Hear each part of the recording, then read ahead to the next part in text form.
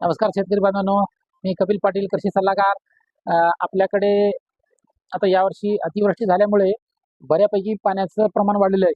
विहिरीला, बोरला आणि तलाव पण, साठवण तलाव, पाझर तलाव भरपूर भरलेले आहेत. त्यामुळे खूपसे शेतकरी ना मक्याची लागवड करतात. मक्याची लागवड करते वेळेस आणि आपल्याकडे एक चांगली व्हरायटी आली आहे निर्मल कंपनीची, MHM 666.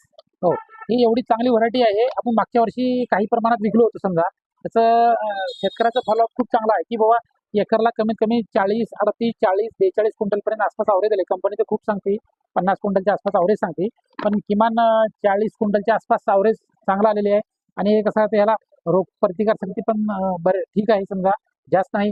आणि एका झाडाला एक बुट्टा लागते, काही ठिकाणी 2-2 बुट्टे लागतात.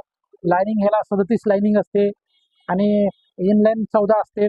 आणि याची उतार खूप चांगला आहे आणि वजनदार आहे. विशेष म्हणजे वजनदार आहे, दाना चमकदार, मोठं मोठं दाना, खूप चांगली क्वालिटी आहे. आणि जर सर्व शेतकऱ्यांना सांगू इच्छितो की एक वेळेस हे अवश्य वापरून बघा. आणि याला खत व्यवस्थापन कसं करायचं काय नाही, त्यावेळेस एक वेळेस आपल्याला कॉलबॅक करा. कपिल पाटील, कृषी सल्लागार, चंद्राई कृषी केंद्र, हानेगाव, तालुका देगलूर, जिल्हा नांदेड, 94 20 32 81 44. रील आवडला तर यूट्यूबला फॉलो नक्की करा. धन्यवाद.